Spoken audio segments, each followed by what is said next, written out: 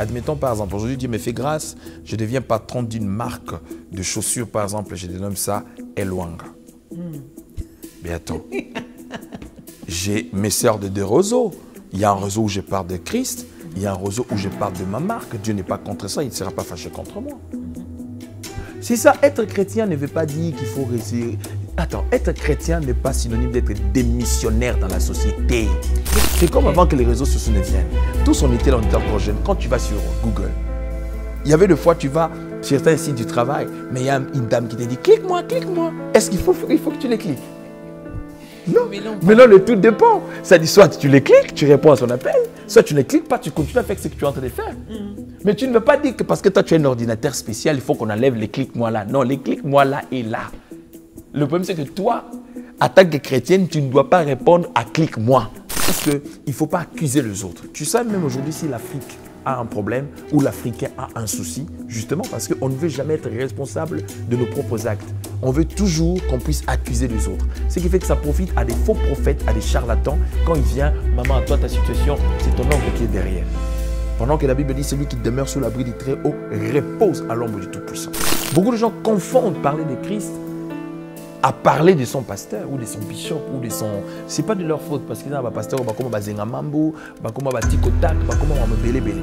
Donc du coup, en fin de compte, ils se font plus fanatiques de leur prophète, de leur bishop, de leur apôtre que fanatiques de Christ.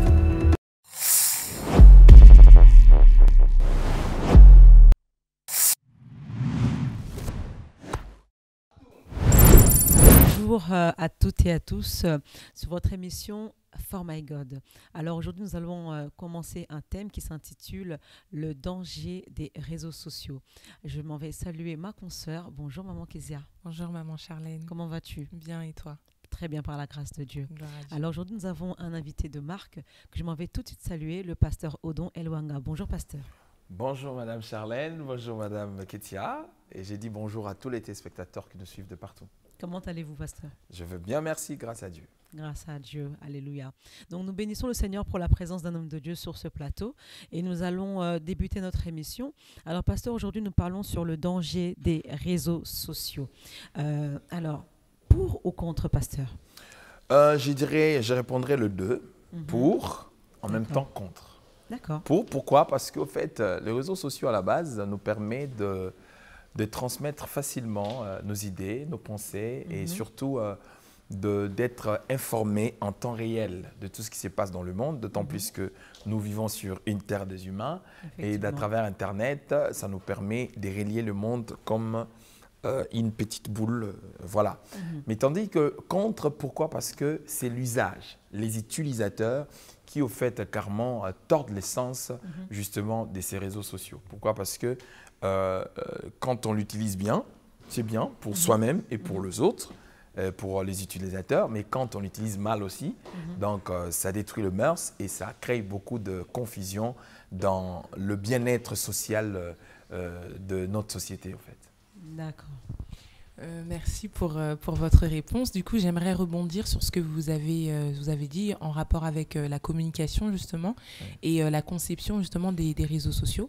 Ne pensez-vous pas que certains réseaux sociaux, certains créateurs justement de ces réseaux sociaux ont peut-être changé la conception ou revu la conception de cet outil-là après, on va dire, un engouement ou un événement qui s'est passé. Je prends par exemple l'exemple de Twitter, qui en fait est devenu un tribunal d'opinion où tout le monde règle ses comptes, tout le monde ouvre des procès à tout le monde et le concepteur de Twitter ne cherche même pas peut-être à fermer temporairement son outil en fait.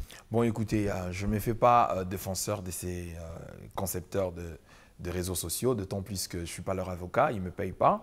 Mais seulement c'est que je veux vraiment qu'on soit équilibré, surtout qu'on soit objectif dans ce que nous pouvons donner comme opinion. Moi, je dirais non. Pourquoi? Parce que Twitter n'a pas demandé à ses utilisateurs de faire de sa plateforme un tribunal. Non. Moi, je pense que le problème, ce n'est pas les concepteurs de ces réseaux. Le problème, c'est ces utilisateurs de ces réseaux qui, au fait, en réalité, se font piéger en faisant des choix qui remettent en cause leurs valeurs.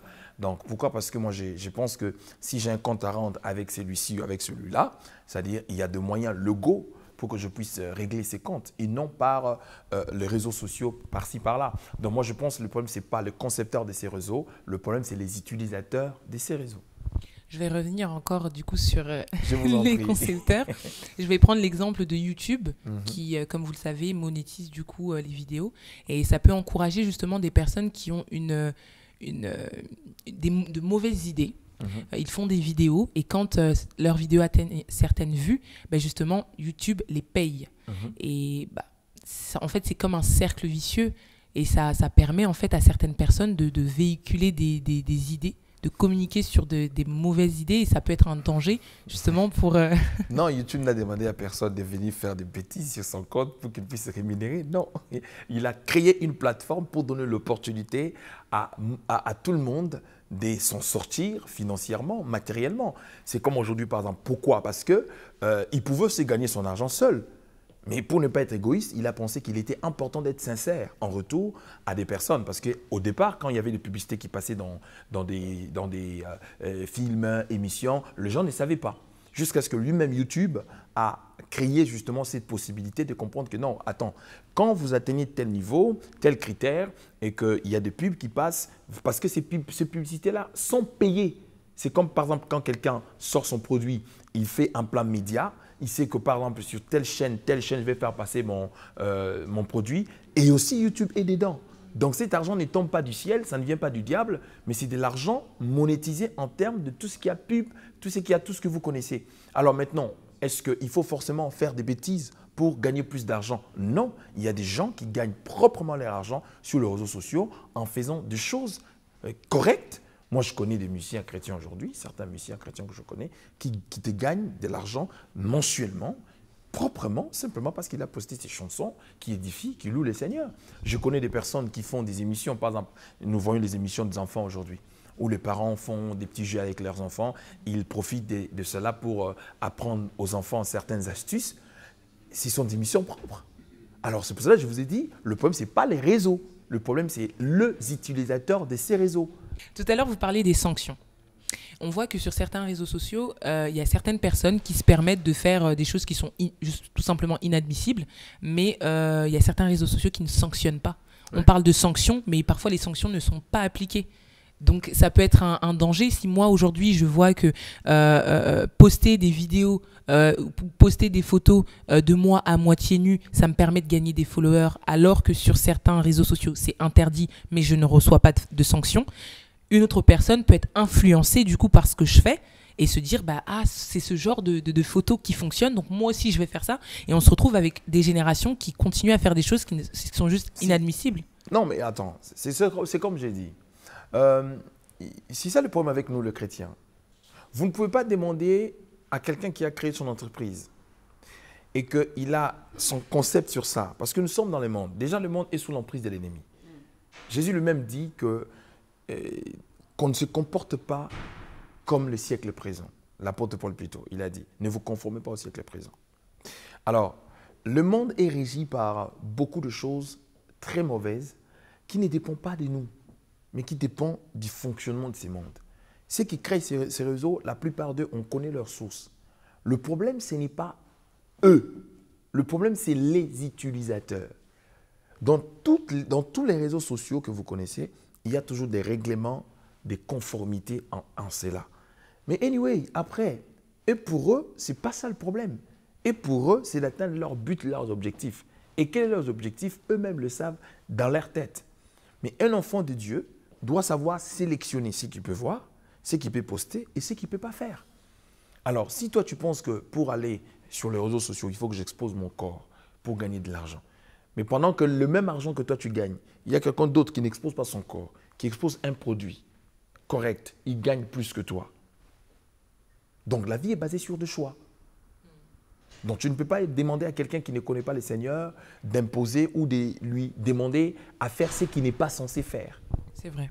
Voilà, donc moi je pense qu'il ne faut pas accuser les autres. Tu sais même aujourd'hui si l'Afrique a un problème ou l'Africain a un souci, justement parce qu'on ne veut jamais être responsable de nos propres actes. On veut toujours qu'on puisse accuser les autres. Ce qui fait que ça profite à des faux prophètes, à des charlatans. Quand il vient, maman, toi, ta situation, c'est ton oncle qui est derrière. Pendant que la Bible dit, celui qui demeure sous l'abri du Très-Haut repose à l'ombre du Tout-Puissant. C'est-à-dire, même si je vis dans le milieu de loups et des lions, Daniel était dans la fosse aux lions. Parce qu'il avait Dieu avec lui, les lions étaient incapables de les toucher et de les tuer. Quand on a Dieu avec soi, on porte Christ dans sa vie et qu'on est le temple de Dieu, il veillera sur nous.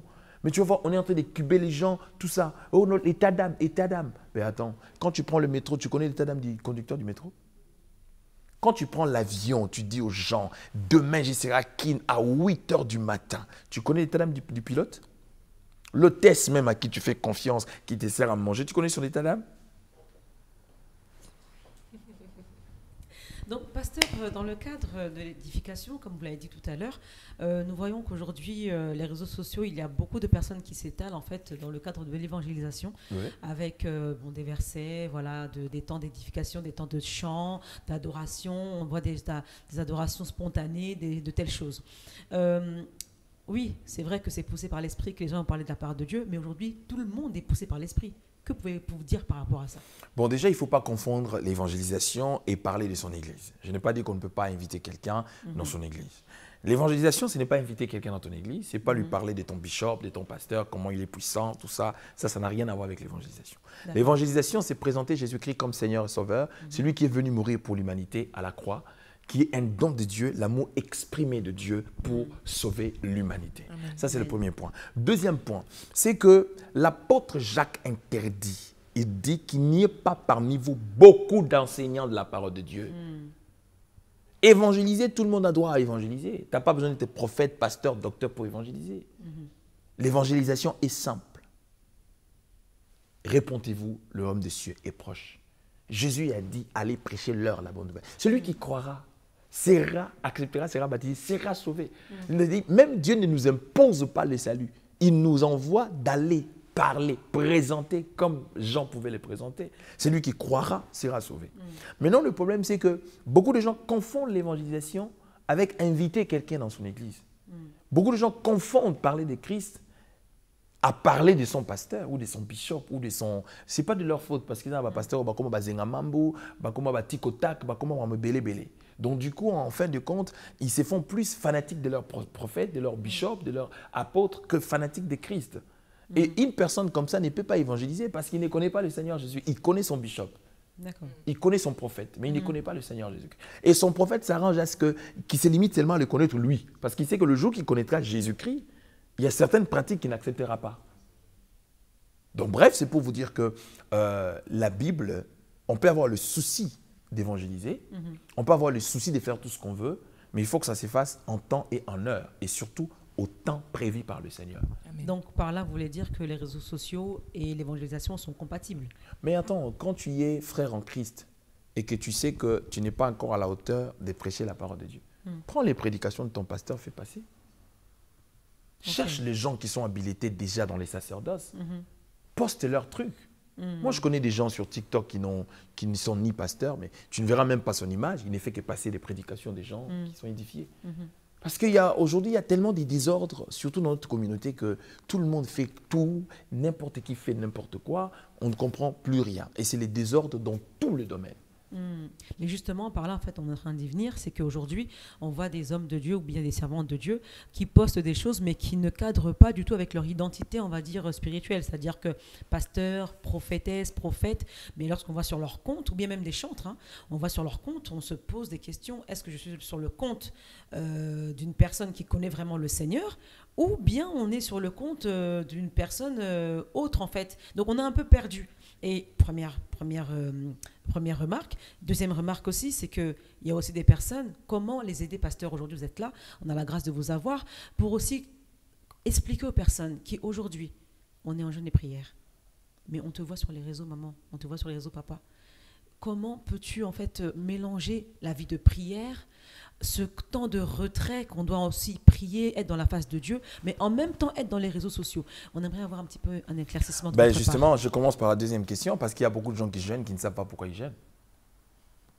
Oui, expliquez-leur, pasteur. Non, mais ce n'est pas moi de l'expliquer, c'est leur pasteur de l'expliquer. Aujourd'hui, vous êtes plus spécialiste 40. Oh, yaya, tu as 40. Tu as 21. Tu as 40. Tu as 21. Mais attends, le jeûne, ce n'est pas une compétition. Le jeûne, ce n'est pas une compétition. D'abord, il faut savoir pourquoi. Avant que ton pasteur te pousse à jeûner, il faut qu'il t'enseigne d'abord le jeûne biblique et pourquoi tu dois jeûner. Moi, je pense que nous sommes une génération où nous ne devons pas interdire les choses que nous n'avons pas enseignées et nous ne devons pas demander aux fidèles de faire des choses que nous n'avons pas enseignées. L'enseignement est la meilleure chose qui permet à quelqu'un de bien faire les choses et de mieux faire les choses. J'ouvre une parenthèse rapidement, je vais la tourner. Une fois, j'ai connu une sœur qui est venue se plaindre chez moi, pasteur. En tout cas, mon balioyo, je trouve qu'il faut qu'on se sépare, c'est bon, comme j'ai toujours tendance à dire. Mais je lui pose la question les fois soir au bureau, je dis, bah, attends, c'est bien bon, tu te rends compte. Dis-moi un peu, le monsieur t'a fait quoi au juste? Tu sais ce qu'il me rend compte? Une bêtise, franchement. Il me rend compte, hey, mon balioyo, attends, qu'on soit ban, comme on a parc. Je dis, ah ouais? Si tout ce que tu me dis là, j'ai dit d'accord. Alors, je lui pose la question de savoir, quand tu étais chez vous en Djili là-bas, tu connaissais le parc? Ou quand tu étais chez vous, prenons même Gombe ou Limete,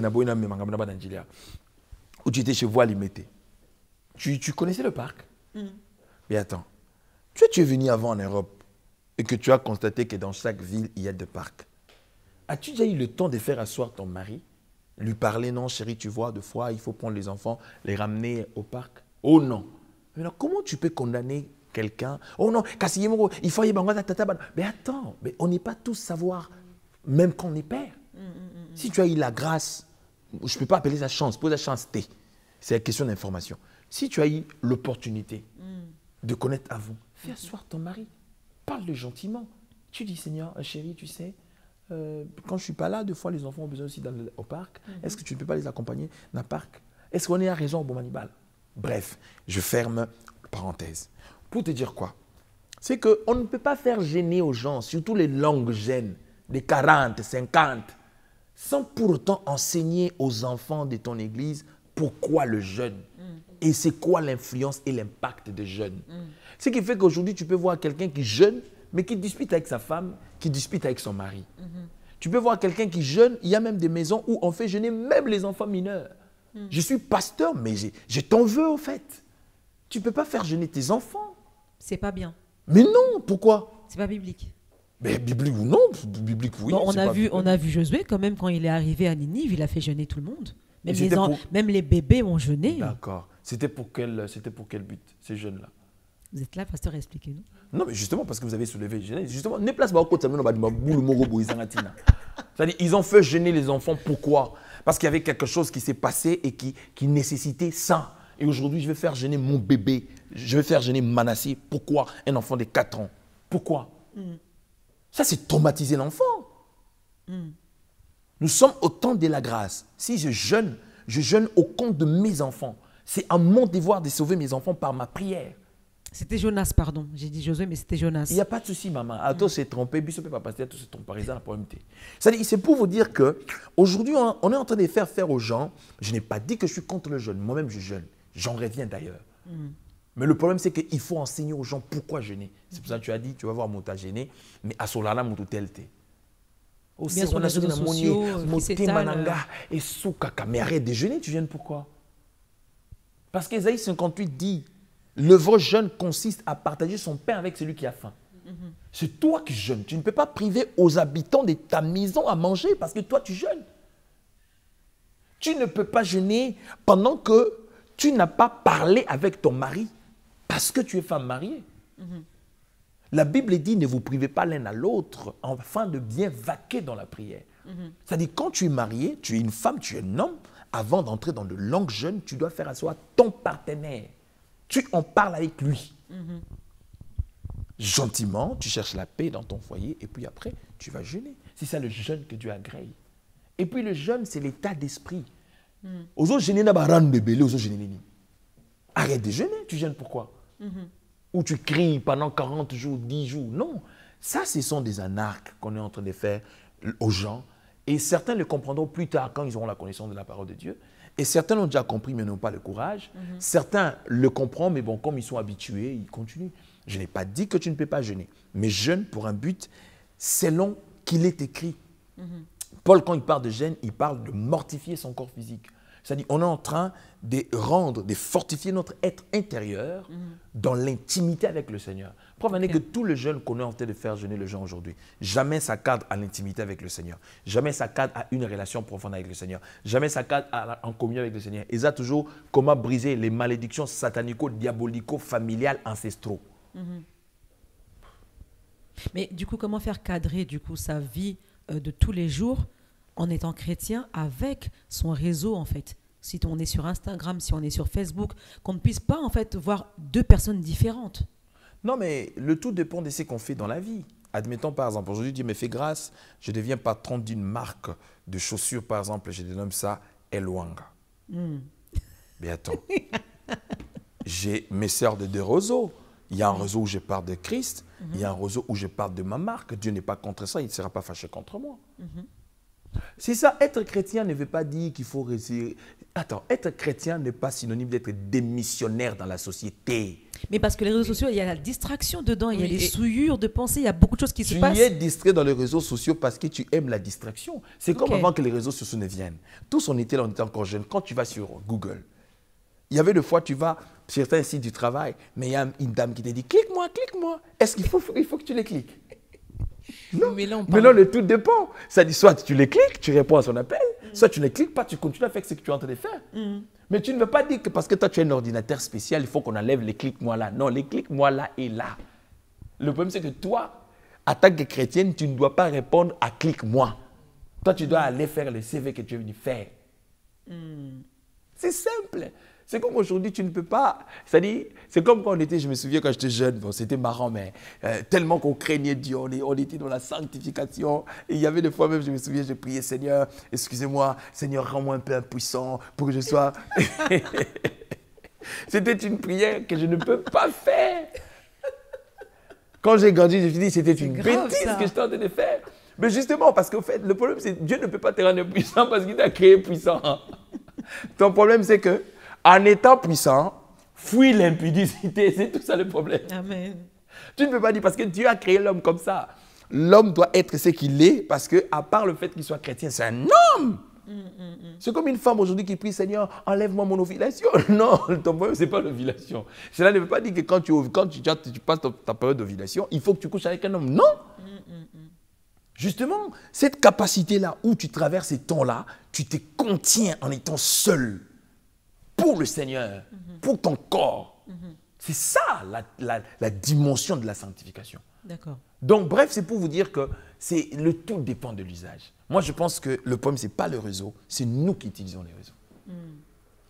Et du coup, quel conseil pouvez-vous du coup donner à toutes les personnes qui vous dites que c'est simple, peut-être parce que vous êtes pasteur aujourd'hui, ou même pas. Peut-être que vous avez aussi passé du temps dans la sanctification, dans la préparation peut-être aussi, mais il y a d'autres personnes qui aujourd'hui ont vraiment beaucoup de mal à se concentrer. Parce que même si elles sont en prière, elles sont en jeûne ou autres, en retraite, mais elles ont le téléphone entre les mains, qu'est-ce que vous pouvez vraiment conseiller par rapport au temps de prière, au temps de lecture, de méditation de la parole? Beaucoup n'arrivent même plus à lire la Bible à cause de ces réseaux sociaux. Non, c'est comme je vous ai dit, je peux me répéter, mais c'est ça la base. Le problème, c'est l'enseignement. D'accord. Une personne qui a été enseignée sur la prière ne peut pas utiliser son téléphone pendant le moment de la prière. Donc, c'est à cause des enseignants. Mais oui, justement, il faut qu'on enseigne, parce que quelque chose sur lequel on est enseigné, on s'applique en fonction de ce qu'on reçoit comme enseignement. C'est comme aujourd'hui, par le phénomène Natanga, par exemple. On a vu notre maman Chakou est morte, on voit tout le monde dans les cimetières live. Mais attends, comment vous voulez gagner de l'argent derrière le dos de quelqu'un qui meurt? C'est comme si toi, tu ne mourras pas. Ça, c'est le comportement des gens. Ce n'est pas YouTube. Non, c'est vous. Qu'est-ce qui t'empêche aujourd'hui pour un moment? À côté. C'est comme moi aujourd'hui. C'était le fait de perdre, non? J'allais me faire quand même pour une fois le plaisir. Ngamona s'est posté, truc. Mais comme j'avais posté ma tanga d'un de mes grands frères, pasteur Bébli, qui était mort, je me suis dit non, je me laisse. Même si on postant, on a un décalage. Parce que je voulais quand même aimer nous vivants. Ngamo pe nami pe ça quand même éloge. Ngamo atanga tata ngai, tata na Zoé, na tata na Shekina, tata na Manassé. Donc Et je me suis dit non, je décale ça même de 2 jours, mieux vaut tard que jamais. Oui. Mais il suffit que le poste que je fais, je pleure mon grand frère, que ça reste. Donc moi je pense que c'est contenir pour des objectifs bien donnés n'est pas problème à la chrétien, toi à ceux qui nani, moto normal, à la vertu, on a pessillé. Il y a des gens qui ne sont pas chrétiens mais qui se respectent. Il y a des gens qui ne sont pas chrétiens qui sont des personnes responsables, vivables dans la société. Il y a des personnes qui ne sont pas chrétiens mais qui savent, qui ont le respect des autres. Ça n'a rien à voir avec la religion. Donc pour tous ces chrétiens qui, par exemple, sont serviteurs, mais veulent aussi vivre l'ère du temps, c'est-à-dire poster aussi en bikini, poster aussi son torse, qu'est-ce que vous pouvez dire pour ces chrétiens? Non mais attends, moi je ne me fais pas avocat de ces personnes-là. Hein. Moi je vais aux plages, je vais dans la piscine, mais c'est là d'autant plus ne me donne pas accès de pouvoir me poster dénudé. Non. On ne peut pas combiner les deux alors? Mais non, attends, les réseaux sociaux, bon, attends, on peut être dans ces délires en train de jouer, en train de manger, en train de boire, là, ça se comprend, ça ne choque personne. Mais après, s'il faut se poster en dénudé, tu vas te baser sur base de quoi? Parce que c'est pas, si tu penses qu'en tant que chrétien, tu ne peux pas être en bikini, ne va pas en plage, parce que tu ne vas pas au Goumena qui est chrétien dans la plage. Ça, la plage, mais si tu vas dans la plage à Batunios, tu seras en bikini. Et puis après, on ne te calcule pas, on ne te regarde pas. C'est comme quand tu vas en piscine. À la piscine, tu vas. C'est maintenant qu'on accepte maintenant des petites culottes pour les hommes, tout ça. Mais c'est toi qui sais comment tu peux t'habiller décemment, ne serait-ce pour te laver. Mais tu ne peux pas aller en robe Sogianini parce que tu es chrétien. Non. C'est-à-dire, chaque endroit est approprié à une tenue. Alors, si tu vois que par rapport à niveau de croyance, tu ne peux pas y aller. C'est comme un monsieur, je me souviens une fois, je ne suis pas dans un pays de Maghreb, là, Maghreb, c'était un Congolais. C'était pour la première fois chrétien, on a accueilli. C'était pour la première fois dans la plage. C'était un homme. Après, bon, quand il était là, on était contraint de les ramener dans la voiture. Parce que, bon, la manière dont la personne commençait à changer, on a compris que ce n'est pas sa place, on l'a pris, on l'a mis dans la voiture par les gens qui l'ont ramené. Parce qu'ils se sont rendus compte que non, le monsieur, il ne peut pas se retrouver ici. Mais si tu penses que tu peux te retrouver dans un milieu comme ça, en gardant ta tête sur terre, tant mieux, il n'y a pas de souci. Tu n'as pas péché, tu n'as pas offensé. Ça devient une bêtise quand, en étant dans ce milieu-là, tu prends maintenant le photo, tu commences à poster. Attends, en tant que chrétien, tu vas poster des photos. Bon, c'est normal, hein, tu sais, bon, des fois, on a la communauté. Il y a le roi, par exemple, piscine, pas dans la luxure, plage, pas dans la luxure, mais mouton a na Mwanda, plage, ils ont luxure, t'es pas naé. Mouton a na Soyo, par exemple, et plage, ils ont luxure, t'es pas naé. Mouton a na Luanda, tout au long de la côte, na Pointe-Noire. Donc, il faut comprendre que Kimoussé a rappelé sur base de la place, à Kony, à bloc, à côté, à comme place Moubou, il y a des délire, on est comme poussé à ça. Mais moi, je ne vois pas l'intérêt que je peux. Moi, chaque année, j'amène mes enfants dans des vacances, dans la piscine, tout ça. Mais je ne poste pas. Je poste des photos où on a postable. Ça se dit en français, hein? Postable, na postant, mais si on a une photo, ils sont inappropriés. Je les fais, mais je les garde pour moi et pour ma famille. Voilà. Merci. Voilà. Bah, écoutez, merci beaucoup, pasteur, pour toute votre connaissance et on était vraiment bénis ce soir, aujourd'hui, par rapport à tout ce que vous avez rapporté, pour toutes vos réponses, en tout cas très justes. Donc, on était en fait en train de parler sur les dangers, pour ceux qui viennent de nous rejoindre, les dangers des réseaux sociaux. Je remercie également ma consoeur, Maman Kezia. Merci à toi. Par contre, je voulais profiter pour annoncer aussi à toutes les personnes qui nous suivent, oui, c'est que samedi 3, dimanche 4 juillet, nous aurons une grande conférence sur la jeunesse chrétienne face à la sexualité. D'accord. Et ça sera au 52 rue Charles Michel, dans les 93 200 à Saint-Denis. Je crois que 9-3, tous les habitants de 9-3 s'y retrouvent. C'est-à-dire, j'invite tous les jeunes, comme le définit les dictionnaires, des 0 à 70 ans. Si tu vois que tu as plus de 70 ans, n'y viens pas. Mais si tu as moins de 70 ans, même si tu as 4 enfants, 5 enfants, tu es encore jeune, viens passer des moments avec nous. Ça sera un moment d'exposer, où on va exposer le message, aussi un moment de partage, où on passera aux questions-réponses. Très bien, c'est entendu. Donc, on vous remercie toutes les personnes qui ont pu nous suivre et on vous dit à très bientôt. C'était votre émission For My God.